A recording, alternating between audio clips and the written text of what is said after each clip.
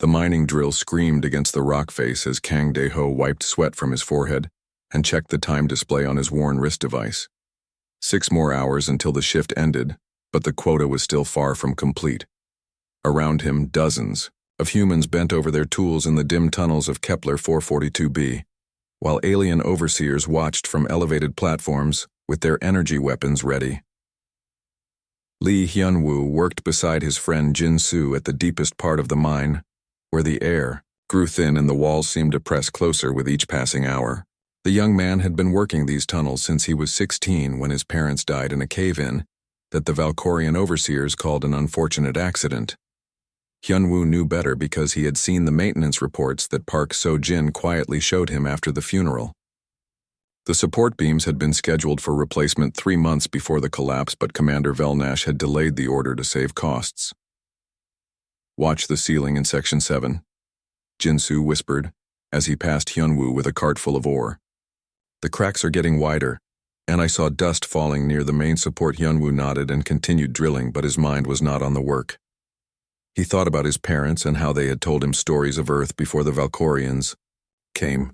They described blue skies and oceans that stretched beyond the horizon, and cities where humans walked freely without fear of being struck down for looking an overseer in the eye. Those stories seemed like fairy tales now after 3 generations of slavery. The ground shook as another blast echoed through the mine complex. Park So-jin looked up from the equipment she was repairing and frowned. The explosions had been coming more frequently lately, and each one seemed stronger than the last. She had noticed strange readings on her diagnostic tools that suggested the miners were being pushed into increasingly unstable areas. As the chief maintenance engineer for this sector, she knew every pipe and cable in the complex better than anyone else, including the Valkorians, who rarely bothered to learn such details. So Jin had been hiding her true capabilities for years. The alien overseers saw her as a useful tool who could keep their equipment running, but they had no idea that she understood their technology better than most of their own engineers. She had spent countless hours studying their systems and had discovered weaknesses that could be exploited if someone was brave enough to try. Commander Velnash walked along the observation deck high above the mining floor with his usual expression of disgust. The Valkorian officer stood nearly 8 feet tall with pale gray skin and 4 arms that ended in clawed hands. His species had conquered 17 different worlds and enslaved their populations, but humans had proven to be particularly troublesome. They died too easily in some situations but refused to break completely in others. It was an annoying contradiction that made them inefficient workers compared to other slave species. "Increase the quotas by 20%, Velnash ordered his lieutenant. "These creatures are becoming lazy and need motivation." The lieutenant hesitated before responding. "Sir, the accident reports show that pushing them harder leads to more cave-ins and equipment failures." Velnash turned his cold black eyes toward the younger officer. "Then we will simply replace the broken ones with fresh stock from the breeding camps. There are always more humans." Down in the tunnels, Dae-ho heard the announcement about the new quotas and felt anger building in his chest. He had been organizing quiet resistance among the workers for months, but most were too frightened or broken to act. The Valkorians had perfected their control system over decades of practice. They provided just enough food and shelter to keep humans alive while crushing any sign of rebellion with overwhelming force. The explosion happened without warning. One moment Jin-soo was pushing his cart toward the collection point, and the next moment the ceiling came crashing down in a shower of rock and metal. Hyun-woo ran toward the collapse site along with a dozen other workers, but the damage was already done. They could hear Jin-soo calling for help from somewhere beneath the rubble, but the gaps between the fallen rocks were too small for anyone to reach him. "Get the emergency equipment," Dae-ho shouted as he began pulling stones away with his bare hands. So-jin, bring the plasma cutters, but even as they worked frantically to clear the debris, everyone knew they were too late. Jin-soo's voice grew weaker, and finally stopped completely before they could create an opening large enough to reach him. When they finally pulled his body from the wreckage, his face was peaceful, but his crushed ribs told the story of his final moments. Commander Velnash arrived at the accident site 20 minutes later and surveyed the scene with obvious annoyance. "Clean this up quickly," he ordered. Production has already been delayed enough by this incident. This was preventable, Hyunwoo said quietly, but his words carried clearly in the sudden silence that fell over the assembled workers. The Valkorian commander slowly turned toward the young human with predatory interest. What did you say, slave? Hyunwoo felt the eyes of every person in the tunnel watching him as he repeated his statement. I said this was preventable. The support beams were old, and the maintenance schedules were ignored. Velnash drew his energy weapon in one fluid motion and pointed it at Hyunwoo's chest. You dare to question Valkorian engineering and safety procedures? Before the commander could fire, Daeho stepped between them with his hands raised. The boy is upset about losing his friend, he said in a calm voice. He meant no disrespect to your authority. The alien stared at both humans for several long seconds before holstering his weapon. Double shifts for everyone until the quota is met, he announced, and 50 lashes for the one who spoke out of turn.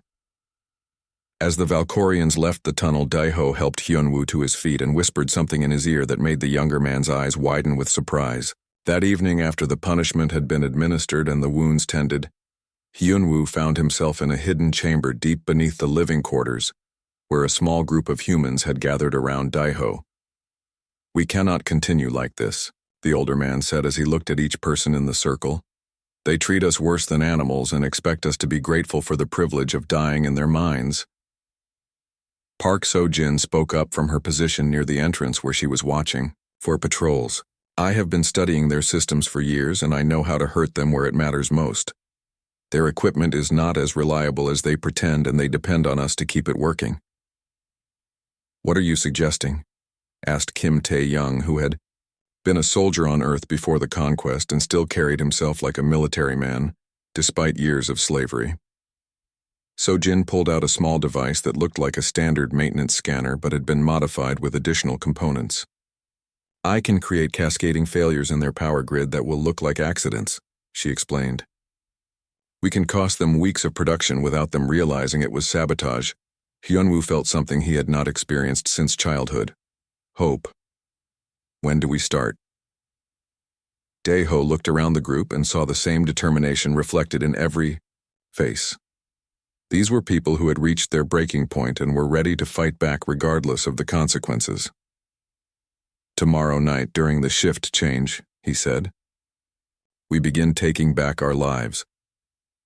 As the secret meeting broke up and the conspirators returned to their quarters, none of them noticed the small surveillance device that had been recording everything from the shadows. Commander Velnash reviewed the footage with growing interest as he realized that his human slaves were planning something that could be very entertaining to crush. The power grid failed exactly as Park So-jin had planned. 3 critical mining sections went dark simultaneously, while the main processing plant shut down due to what appeared to be a routine maintenance error. The cascading failures looked completely natural to the Valkorian engineers who spent 6 hours trying to identify the source of the problem, while their production quotas fell further behind schedule. Kang Dae-ho watched the chaos from his position in the central tunnel as alien technicians ran back and forth with diagnostic equipment. Commander Velnash stood on his observation platform screaming orders that nobody seemed able to follow, because the systems were failing faster than they could be repaired. For the first time in years, the humans were not the ones being blamed for something going wrong. Beautiful work, whispered Kim Tae-young as he passed Daeho with an empty ore cart. The former soldier had been skeptical about sabotage operations, but seeing the Valkorians struggle with their own technology gave him a satisfaction that he had not felt since the day Earth surrendered. Lee Hyun-woo helped carry equipment to the stalled mining platforms while secretly enjoying the sight of frustrated alien overseers. His friend Jinsu had been dead for only 2 days, but already the boy felt like he was honoring that memory by striking back at their oppressors. The lash marks on his back still burned from his punishment, but the pain seemed less important now that he had hope for revenge. Dr. Choi Mi-young made her rounds through the medical bay treating workers who had been injured in the confusion of the power failures. As the chief medical officer for the human population, she had access to areas that other slaves could not enter, including the Valkorian administrative sections where she had been secretly studying her captor's biology. What she had discovered could change everything if the resistance was brave enough to use the information. The sabotage had bought them time, but Daeho knew that Velnash would eventually figure out that the failures were not accidental. The commander was cruel and arrogant, but he was not stupid. They needed to move faster and hit harder before the Valkorians realized they were dealing with organized resistance rather than random equipment problems. That night, the conspirators met again in their hidden chamber, but this time they were joined by new faces. Word had spread quietly through the mining complex that something was finally being done to fight back.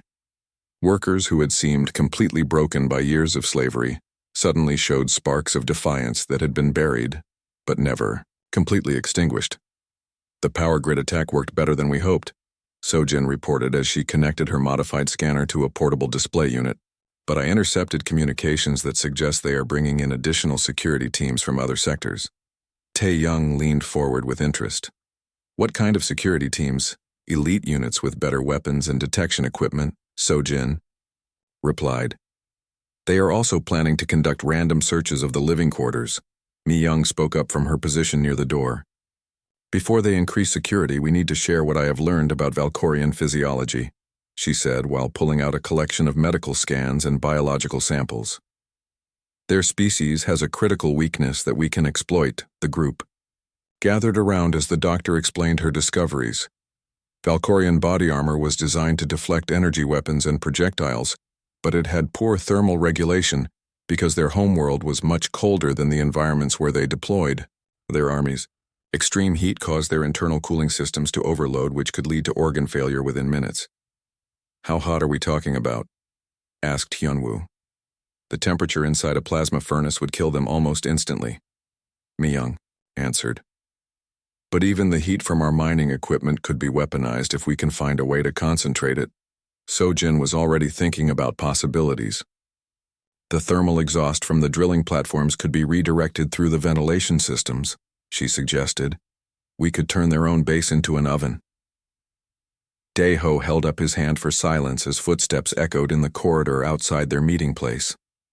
The group froze as heavy boots passed overhead, but the sounds faded without stopping. When they were sure they were safe again, he continued the discussion. Thermal weapons are a long-term project, he said quietly.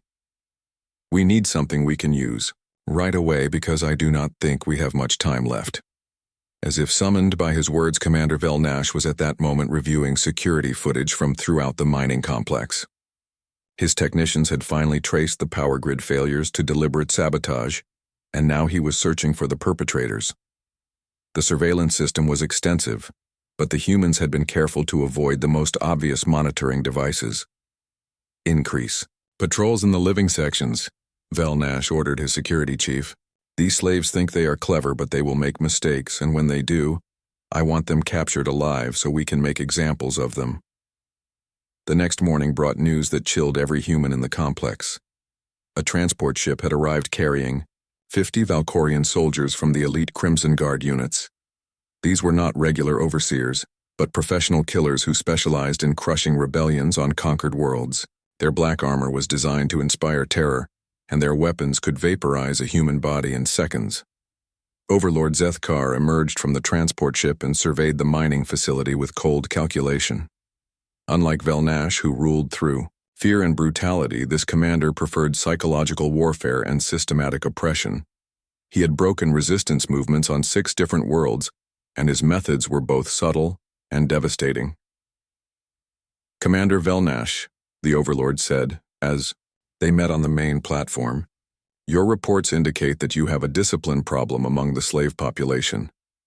Nothing that cannot be handled with proper motivation, Velnash replied, but his voice lacked its usual confidence. Zethkar studied the human workers below with the detached interest of a scientist examining insects. I have dealt with similar situations before, he said. The key is to identify the leaders and remove them in a way that destroys the morale of their followers. That evening, the resistance met for what they all suspected might be their last planning session. The arrival of the Crimson Guard had changed everything because these soldiers would not be fooled by simple equipment failures or misdirection. They needed a bold strike that would prove humans could fight back effectively. The transport ship, Tae-young said suddenly. If we could capture it, we would have a way off this planet. Sojin shook her head. The security systems are too advanced, and there are too many guards. Not if we create the right distraction, Mi-young suggested. What if we triggered a medical emergency that required evacuating the Valkorian command staff? Daeho felt excitement building as he realized what the doctor was proposing. You want to poison them? Not poison exactly, Mi-young corrected.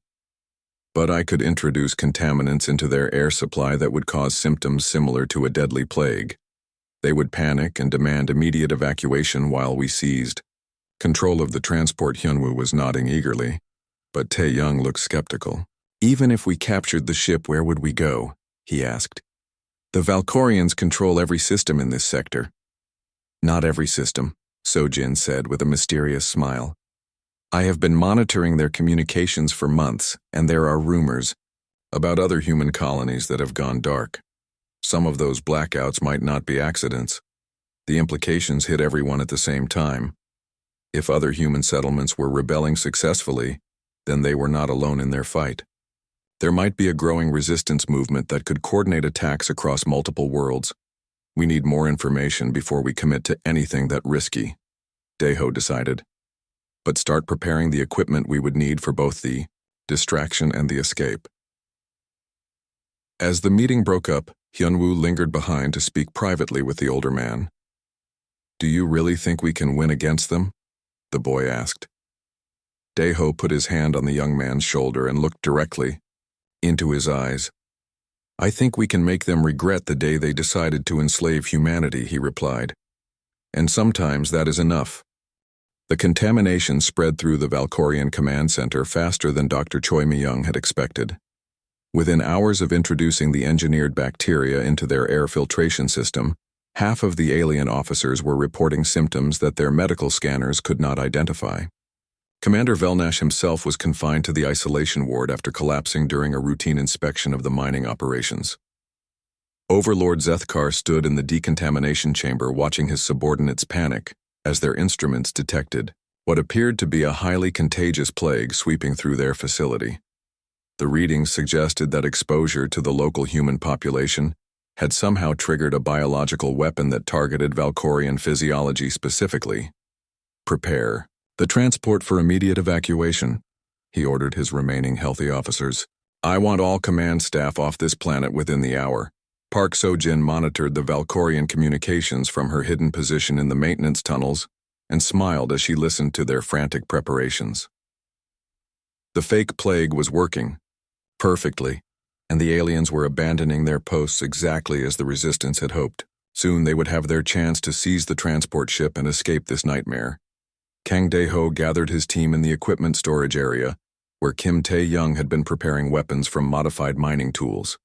The former soldier had created thermal lances that could melt through Valkorian armor and improvised explosives that would disable their vehicles. It was not much compared to advanced alien technology, but it would have to be enough. Lee Hyunwoo felt his heart racing as he checked the energy pack on his stolen plasma cutter. The weapon was designed for cutting through rock, but Tae-young had shown him how to modify the settings to make it lethal against living targets. The boy thought about his friend Jin-soo and promised silently that his death would be avenged before this day was over. The attack began at sunset when the Valkorian guards were distracted by the evacuation procedures.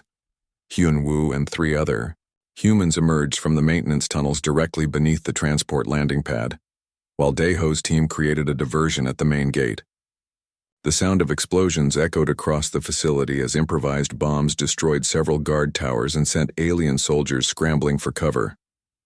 Tae-young led the assault on the transport ship with military precision that surprised even himself after years of slavery.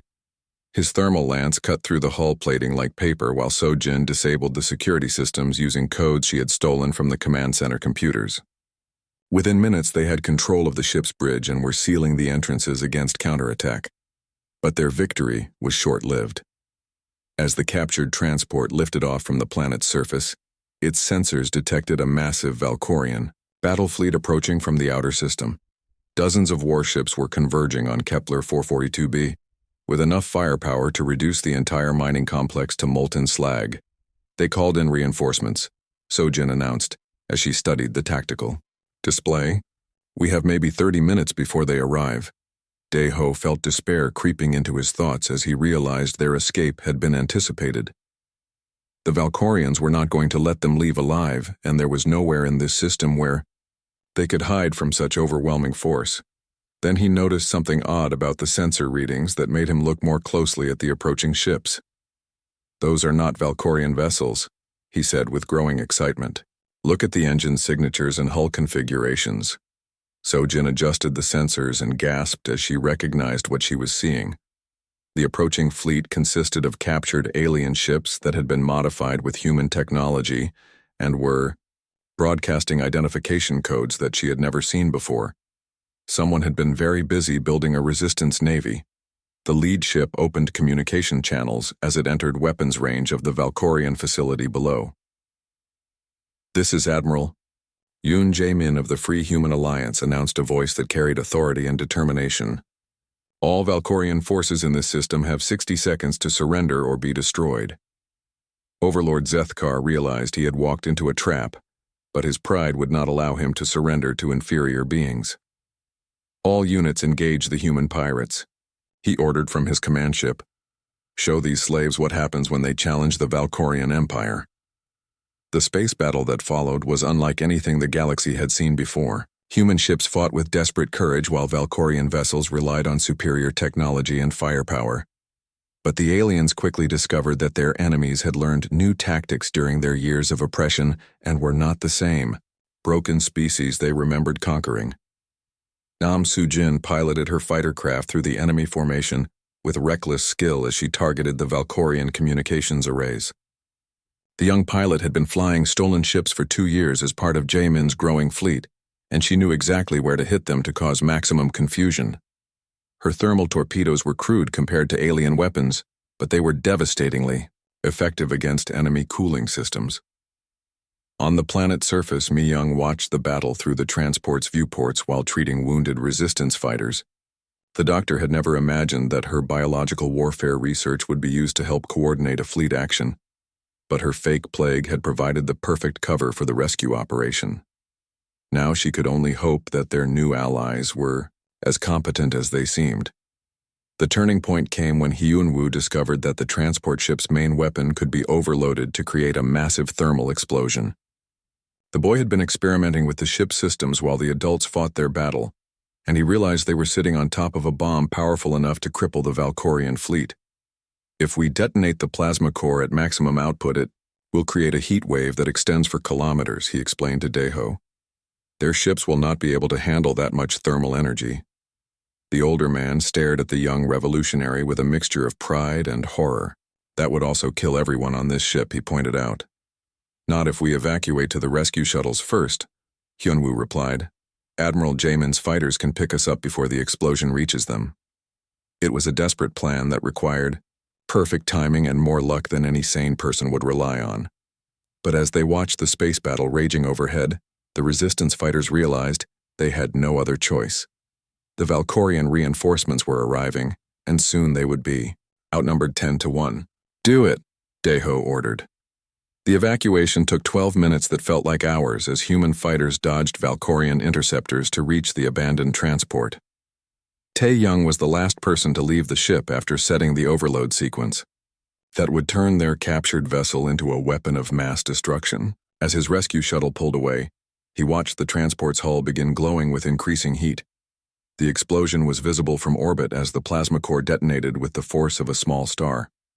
The thermal wave expanded outward at nearly the speed of light and washed over the Valkorian fleet before their ships could maneuver to safety. Alien vessels that had seemed invincible moments before simply melted as their cooling systems failed catastrophically.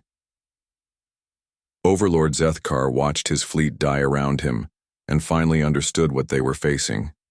These were not the same broken slaves who had meekly accepted conquest 3 generations ago. Humanity had been transformed by their suffering into something new and terrible that the Valkorian Empire was not prepared to handle. "Retreat," he ordered his surviving ships. "All units withdraw to safe distance and report to High Command that we are dealing with a new type of threat."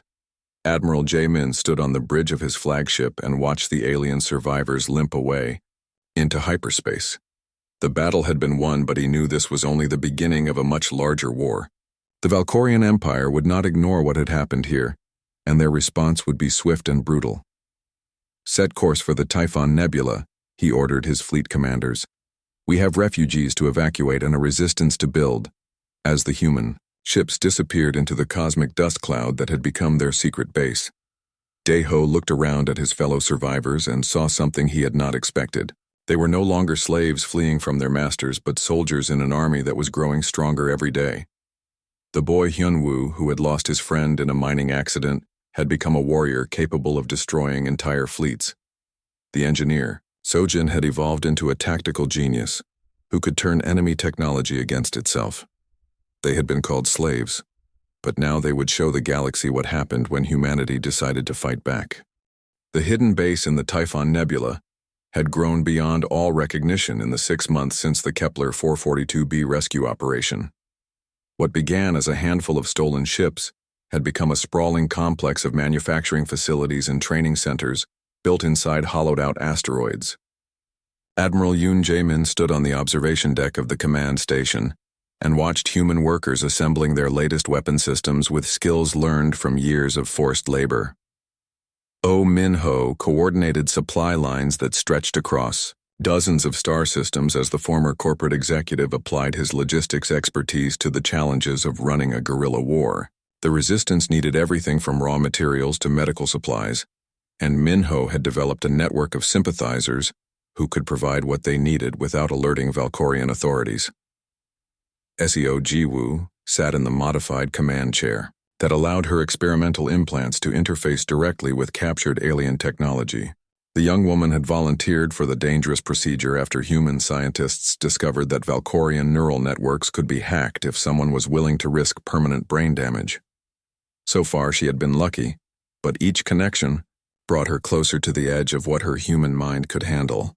Kang Daeho supervised the training of new recruits who arrived daily from liberated mining colonies and slave camps.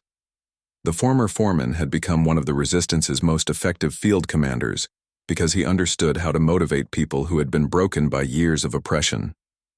Every graduate of his program carried the same burning determination that had driven them to risk everything for freedom. Lee Hyun-woo led a strike team through the maintenance tunnels of Thanatos Prime, where the Valkorians operated their most secure detention facility.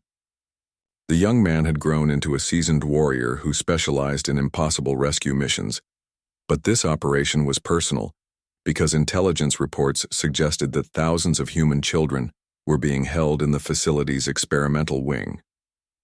The mission had taken weeks of planning because Thanatos Prime was heavily fortified and surrounded by automated defense platforms.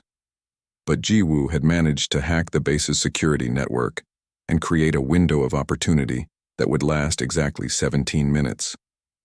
After that, the aliens would discover the breach and seal off all access routes. Park So-jin monitored the strike team's progress from her position aboard the command ship, while simultaneously coordinating attacks on 12 other Valkorian installations. The engineer had become the Resistance's chief technical officer, and her ability to turn enemy systems against their creators had made her a legend among human forces throughout the galaxy. The assault began with thermal charges that disabled the prison's cooling systems and sent temperatures soaring beyond what Valkorian physiology could tolerate. Within minutes, the alien guards were collapsing at their posts as their internal organs shut down from heat exhaustion. Hyunwoo's team moved through the facility with ruthless efficiency as they freed prisoners who had been held in conditions that defied description. Dr. Choi Mi-young worked frantically to treat rescued prisoners who showed signs of medical experimentation that made her stomach turn. The Valkorians had been using human subjects to test biological weapons and genetic modifications that violated every principle of civilized warfare. Some victims could be saved, but others were too damaged to survive despite her best efforts. Captain Nixtera arrived at Thanatos Prime with her elite Crimson Guard units just as the human rescue operation was entering its final phase. The Valkorian officer was considered one of their species' most dangerous military leaders, and she had spent months hunting the human resistance with single-minded determination. This time she was confident that her prey could not escape. "Seal all exits and activate the containment fields," she ordered her troops as they surrounded the detention facility. These terrorists have walked into their own tomb. But Nixtera had underestimated both human ingenuity and desperation. As her forces moved to block the obvious escape routes, Yunwu's team was already implementing their backup plan, which involved turning the prison's own security systems into weapons. Sojin had programmed the facility's automated defenses to recognize Valkorian life signs as hostile targets. The battle inside HFY became a nightmare of confusion as the base's own weapons turned against their creators, while human fighters used their knowledge of the facility's layout to outmaneuver enemy forces. Thermal grenades filled the corridors with superheated gas that killed Valkorians instantly, while barely affecting the human attackers, who had adapted to extreme temperatures during their years in the mines. Kim Tae-young coordinated the evacuation of rescued prisoners through a network of maintenance shafts that the aliens had never bothered to properly secure. The former soldier had learned that Valkorians were creatures of habit who relied on established protocols rather than creative thinking. By exploiting that weakness, human forces could achieve victories that seemed impossible on paper. Nam Soo-jin led a squadron of fighter craft in a diversionary attack on the orbital defense platforms, while the rescue operation played out on the planet's surface. The young pilot had become an ace during her time with the Resistance, and her thermal torpedo attacks had earned her a reputation that made Valkorian crews panic whenever her ship appeared on their sensors. The evacuation shuttle lifted off from HFY with 300 rescued prisoners just as Captain Nixtera's reinforcements arrived to trap them, but the Crimson Guard commander discovered that her quarry had one more surprise waiting for her.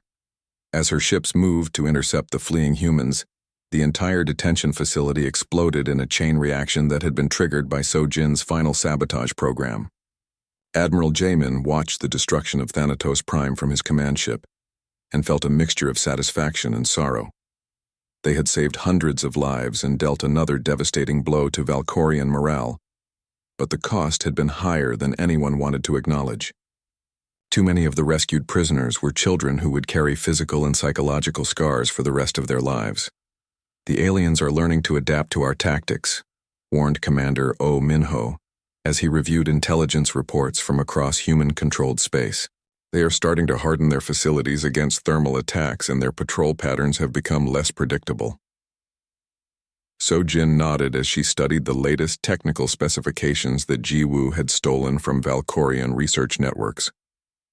"But they are also making mistakes because they are scared," she pointed out. "Fear makes people do stupid things, and the Valkorians are no different from anyone else in that respect." The truth of her words became apparent when long-range sensors detected a massive enemy fleet approaching the Tau Ceti system, where the Resistance operated a major supply depot. Grand Admiral Kolveth himself was leading the attack force with orders to capture human leadership alive, so they could be interrogated and publicly executed as an example to other potential rebels.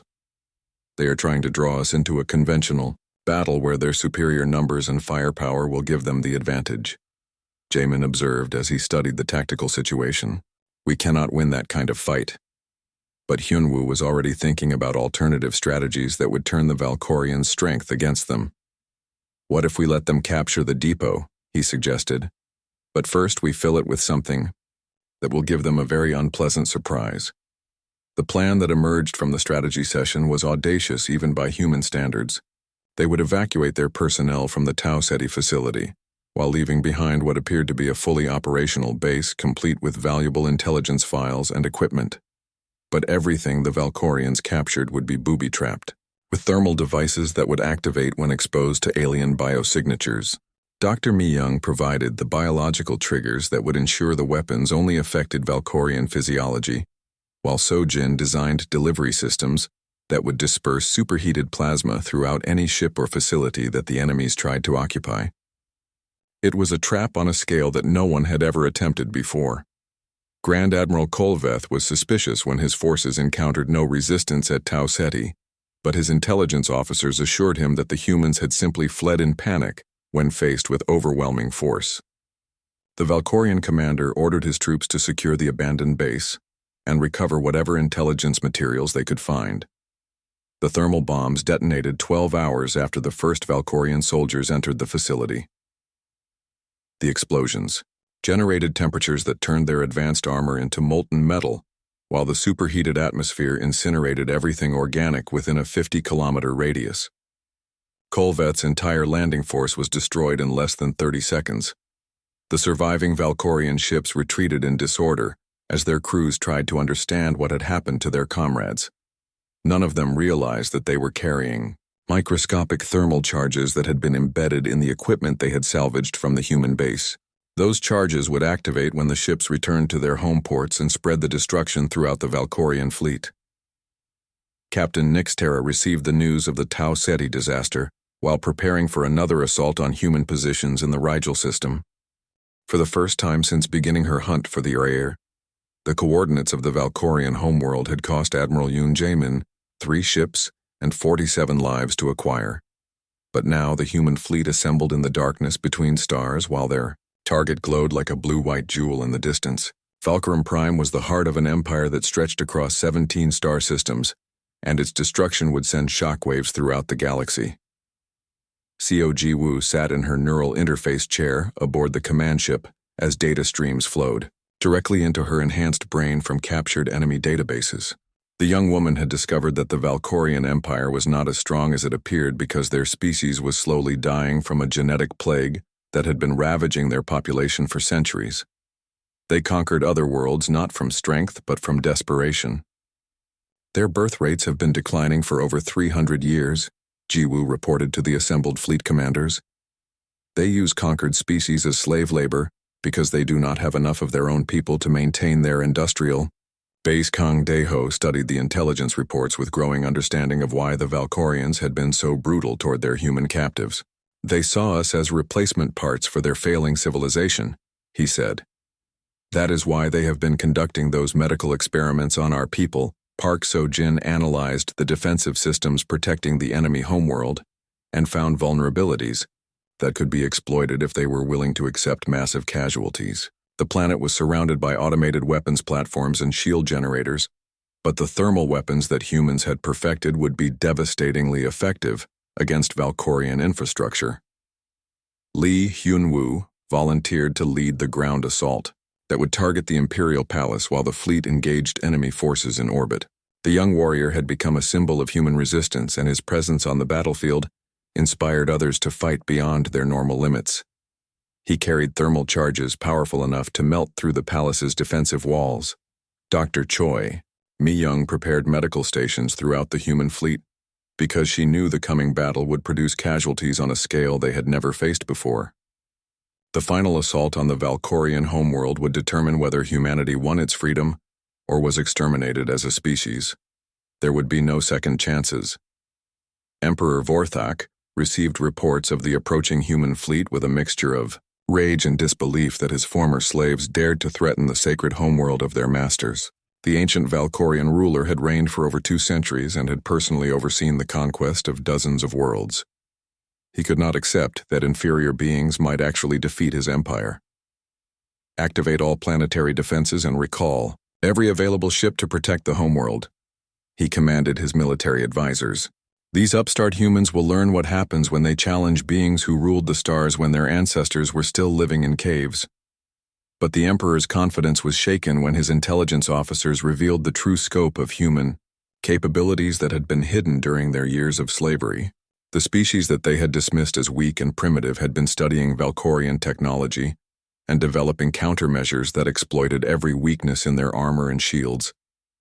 The space battle began when human fighter squadrons led by Nam Soo-jin penetrated the outer defense perimeter using stealth technology, reverse-engineered from captured enemy ships.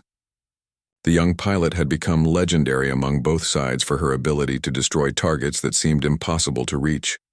Her thermal torpedoes carved through Valkorian formations like fire through paper. Kim Tae-young coordinated the assault on the orbital weapons platforms from his position aboard a modified cargo vessel that had been converted into a mobile command center. The former soldier understood that conventional tactics would not work against such overwhelming firepower, so he had developed new strategies that relied on human adaptability and willingness to sacrifice everything for victory. Oh Min-ho managed the logistics of the largest military operation in human history, while simultaneously coordinating uprisings on 17 different worlds where enslaved populations were rebelling against their Valkorian overlords. The former executive had created a communication network that allowed resistance cells to synchronize their attacks across the entire empire. Captain Nixtera led the Crimson Guard in a desperate defense of the Imperial Palace as human ground forces fought their way through the capital city. The elite Valkorian warrior had spent months hunting the resistance leaders, and now she faced them in a final confrontation that would determine the fate of two civilizations. The turning point came when So Jin managed to hack into the planetary defense network and turn the Valkorians' own weapons against their cities. Orbital bombardment platforms that had been designed to protect the homeworld began raining thermal charges on military installations, while human fighters exploited the confusion to penetrate deeper into enemy territory. Hyun Woo led his assault team through the palace corridors as superheated plasma melted through walls that had stood for 1,000 years. The young man thought about his friend Jin Soo, who had died in a mining accident that started this war, and promised that his sacrifice would not be forgotten. Every step brought them closer to the throne room where Emperor Vorthok waited with his personal guard. Admiral Jaemin coordinated the fleet action from his flagship as human ships pressed their attack despite catastrophic losses.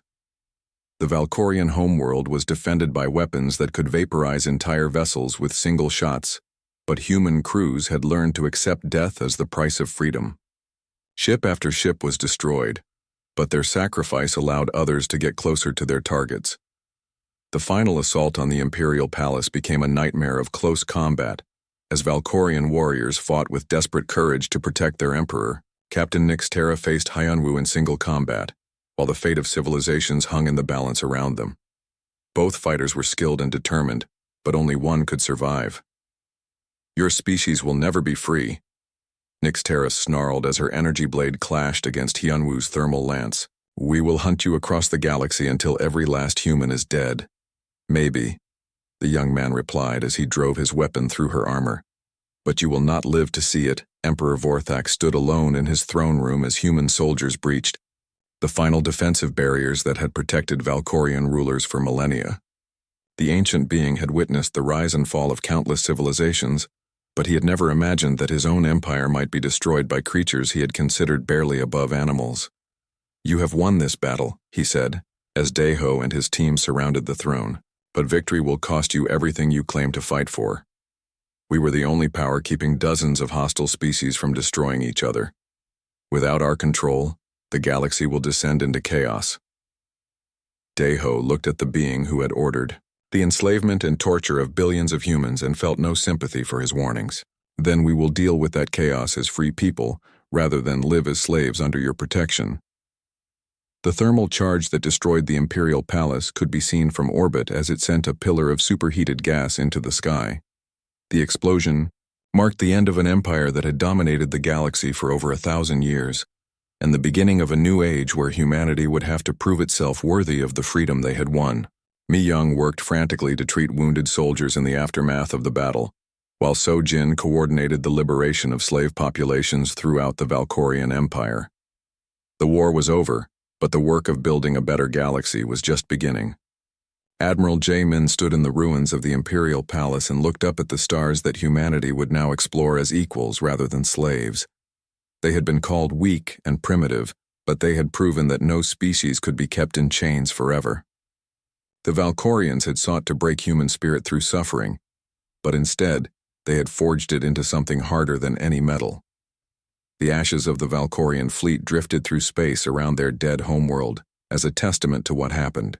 When a species underestimated the power of beings who refused to surrender, humanity had burned their armies to ash and would carry the memory of their victory to every corner of the galaxy. Years later, when Daeho served as the first human ambassador to the Galactic Council, he would tell representatives of dozens of species about the price of freedom and the cost of oppression. The Valkorian Empire had fallen not because humans were stronger, but because they had learned that some things were worth dying for. The stars belonged to all sentient beings now, and no one would ever again mistake humanity for a species that could be enslaved. Existentielle